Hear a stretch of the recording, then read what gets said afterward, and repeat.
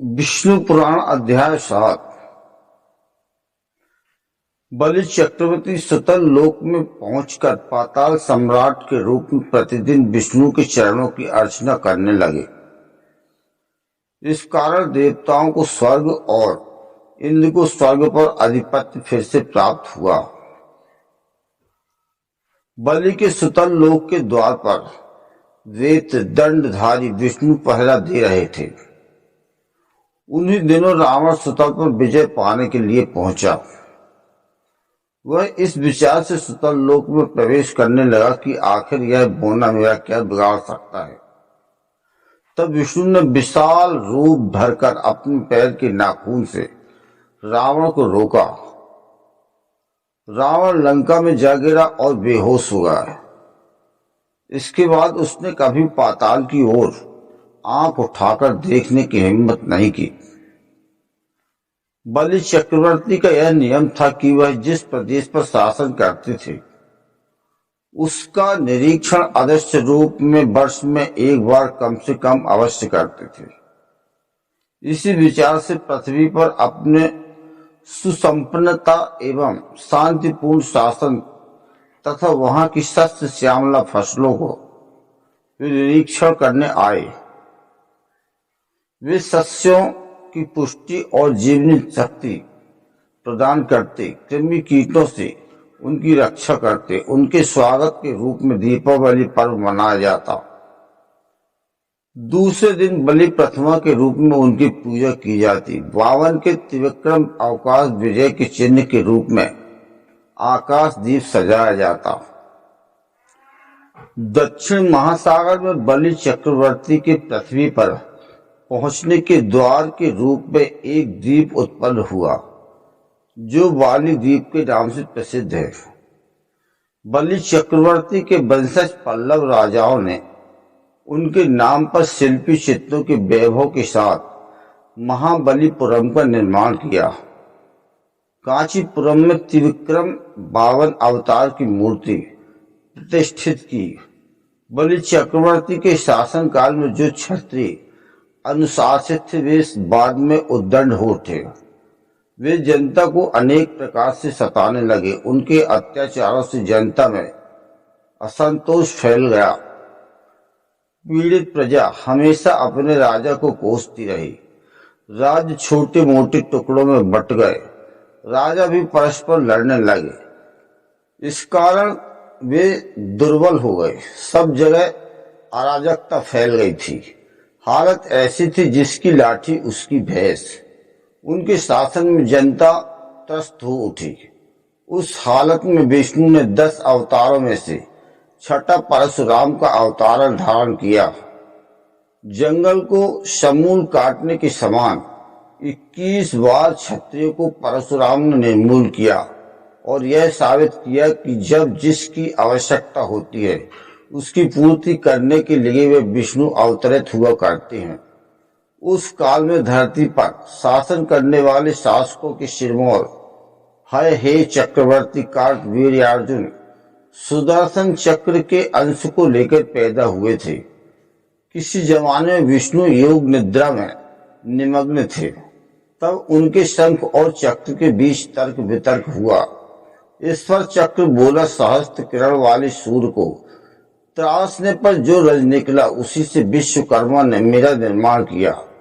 सहस्त्र कोणों के 7 क्षिप्र गति से घूमते हुए मैंने ही तो असंख्य राक्षसों का संहार किया था। मुझे धारण कर विष्णु चक्रीश के नाम से विख्यात हुए। तुम तो सिर्फ ध्वनि करते हो और कुछ नहीं जानते।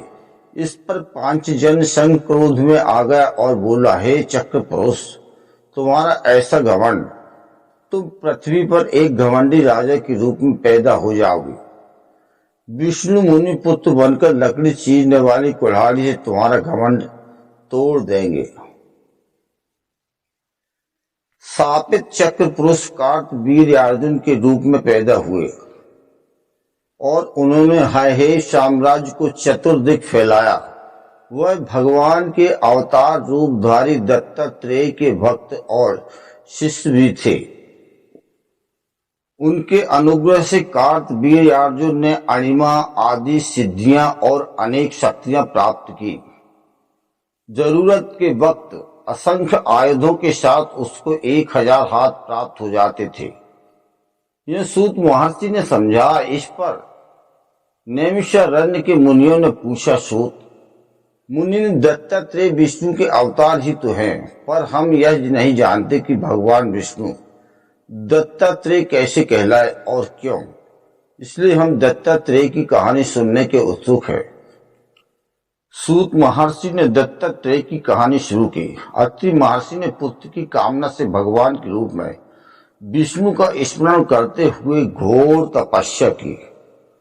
विष्णु अपने साथ ब्रह्मा और शिवजी को लेकर प्रत्यक्ष हुए और महर्षि से बोले, अत्रि महर्षि, मैं तुम्हारा दत्त बन गया हूँ। हम तीनों एक हैं, इसलिए त्रिमूर्तियों के अंशों में से तुम्हारा पुत्र बनूंगा और दत्तात्रेय के नाम से पुकार जाऊंगा। यूं कहकर वे ब्राह्मण और शिवजी के साथ अदृश्य हो गए। उसी समय नारद त्रिमूर्तियों की पत्नियां होने का गर्व करने वाली लक्ष्मी, सरस्वती और पार्वती के पास पहुंचे और उन्हें अत्रि महामुनि की पत्नी अनसुईया के पतिव्रत की महिमा को असाधारण बताकर प्रमाणित किया। अनसुईया ने त्रिमूर्तियों की पत्नियों के लिए अनेक कार्य किए थे। अनसुईया ने गंगा को सताने वाली पाप पिशाचिनियों को निर्मूल किया। नारद से प्राप्त लोहे के चने को पकाकर दे दिया। सूर्योदय को रोकने वाली सुमति को मनाकर सूर्योदय के होने से मरने वाले उसके पति को अनसुईया ने पुनः जिलाया। इस पर त्रिदेवियों के मन में अनसुईया के प्रति ईर्ष्या पैदा हो गई। उन देवियों ने अनसुईया के पतिव्रत को बिगाड़ने के लिए अपने पत्नियों को उसके पास भेजा। ब्रह्मा, विष्णु और महेश यज्ञों के वेश धरकर अत्रि के आश्रम में पहुंचे और भवती भिक्षाम देहि करते हुए द्वार पर खड़े हो गए। उस समय तक अत्रि महामुनि अपनी तपस्या समाप्त कर आश्रम को लौटे न थे। वे अतिथि सत्कार की जिम्मेदारी अनसुईया पर छोड़ गए थे। अनसुईया ने त्रिमूर्ति को उचित रूप से स्वागत करके उन्हें खाने के लिए निमंत्रित किया। उस समय कपटी यति एक स्वर में बोले, हे साध्वी, हमारा एक नियम है, तुम नग्न होकर परोसोगी तभी जाकर हम भोजन करेंगे। अनसुईया ने कहा, ओह ऐसी बात है। यह कहते हुए उन पर जल छिड़क दिया। इस पर तीनों अतिथि 3 प्यारे शिष्यों के रूप में बदल गए। अनसुईया के हृदय में वात्सल्य भाव उमड़ पड़ा। शिशुओं को दूध भात खिलाया। त्रिमूर्ति शिशु रूप में अनसुईया की गोद में सो गए। अनसुईया तीनों को झूले में झुलाकर बोली, तीनों लोकों पर शासन करने वाली त्रिमूर्ति मेरे शिशु बन गए। मेरे भाग्य को क्या कहा जाए। ब्रह्मांड ही इनका झूला है। 4 वेद उस झूले के पल्ले की जंजीरें हैं। ओंकार प्रणव नाद ही उनके लिए लोरी है। यूं वह मधुर कंठ से लोरी गाने लगी।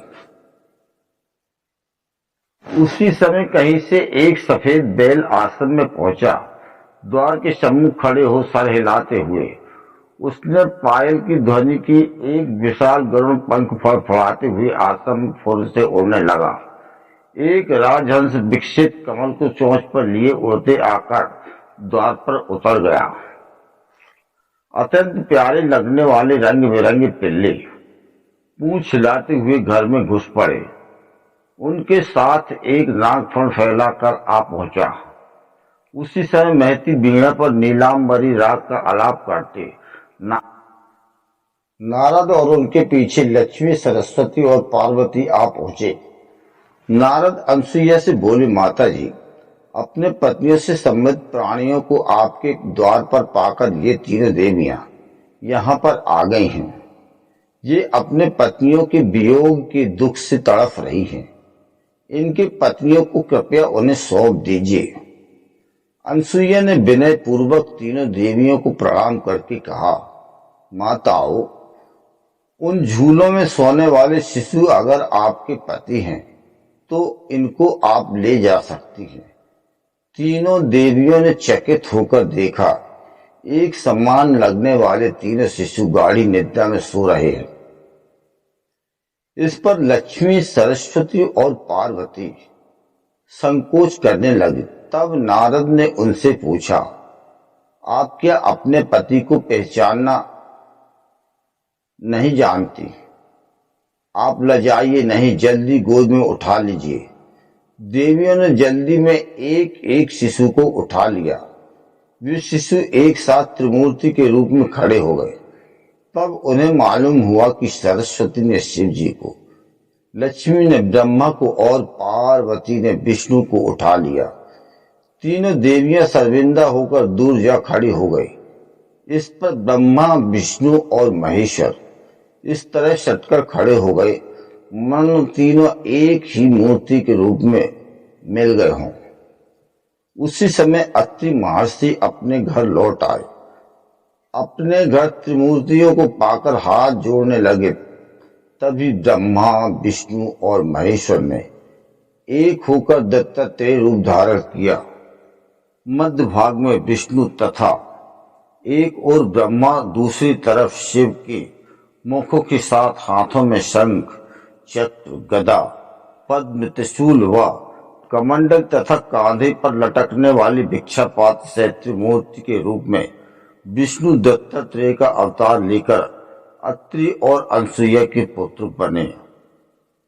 कार्तवीर्य अर्जुन दत्तात्रेय की पूजा करके महान शक्तिशाली बनकर विशाल सेना को लेकर विजय यात्रा पर चल पड़े। जमदग्नि महर्षि के पुत्रों में राम आखिरी व्यक्ति थे। सदा कुल्हाड़ी लिए हुए आश्रम व जनपदों का निर्माण करने लगे तथा जमीन को खेती के लायक उपजाऊ बनाने के लिए जंगलों को काटना ही उनका प्रमुख कार्य था। हिमालय में तपस्या करके उन्होंने शिव जी को प्रसन्न किया। शिव जी ने उनको बड़ा ही प्रभावकारी परशु प्रदान किया। उस परशु को धारण करके वे परशुराम कहलाए। भृगु वंशज होने के कारण वे भार्गव राम नाम से भी विख्यात हुए। एक समय परशुराम की माता रेणुका देवी नदी के तट पर गई और देर तक न लौटी। जमदग्नि ने अपनी दिव्य दृष्टि से पत्नी को देखा और समझ गए कि वह उस वक्त क्या कर रही है। चित्ररथ नामक गंधर्व अप्सराओं के साथ जल क्रीड़ा कर रहा था। रेणुका तन्मय होकर उस विलास को देख रहे थे। इस पर जमदग्नि क्रोध में आ गए। अपनी पत्नी के लौटने पर जमदग्नि ने पुत्रों को बुलाकर माता का सर काटने का आदेश दिया। परशुराम के भाई यह जघन्य कार्य करने को तैयार न हुए। जंगल से लौटकर आए हुए परशुराम को देखकर जमदग्नि ने उनको आदेश दिया कि वह अपने माता और भाइयों के सर को काट डाले। परशुराम ने इसका प्रतिरोध किए बिना अपने भाइयों तथा माता के सर को काट डाला। जमदग्नि ने प्रसन्न होकर पूछा, बेटा तुम कौन सा वर चाहते हो, मांग लो। भाइयों तथा माताओं को जिलाइए। परशुराम ने जमदग्नि से एक वर मांगा। जमदग्नि ने उनको पुनर्जीवित कर दिया। अपनी तपो महिमा के प्रति परशुराम के विश्वास तथा उसकी सूक्ष्म बुद्धि पर जमदग्नि प्रसन्न हुए और आशीर्वाद किया। भगवान परशुराम तुम कारण जन्मधारी हो, सदा चिरंजीवी बने रहोगे। कार्तवीर्य अर्जुन अपनी विजय यात्रा समाप्त कर अपनी राजधानी महिष्मती नगर को लौट रहा था। उसी मार्ग पर जमदग्नि आश्रम था। उस समय राजा व सैनिक बहुत ही भूखे थे। जमदग्नि ने कामधेनु अंश वाली अपनी होमधेनु की वजह से उन सबको भारी बोझ दिया। वह गाय जो चीज चाहे असंख्य लोगों का भी देने की क्षमता रखती थी। कार्तवीर्य ने सोचा कि ऐसी गाय उसके पास रहे तो सैनिकों के लिए आहार की समस्या हल हो सकती है। इस लोभ में उसने सैनिकों को आदेश दिया कि वे उस गाय को महिष्मती नगर में हाँक कर ले आए। इस पर जमदग्नि ने उनका विरोध किया। तब दुष्ट सैनिक उनको जमीन पर ढकेलकर गाय को खींचकर ले आए। दोस्तों, यह कथा अच्छी लगी हो तो चैनल को सब्सक्राइब करें, लाइक करें, कमेंट करें।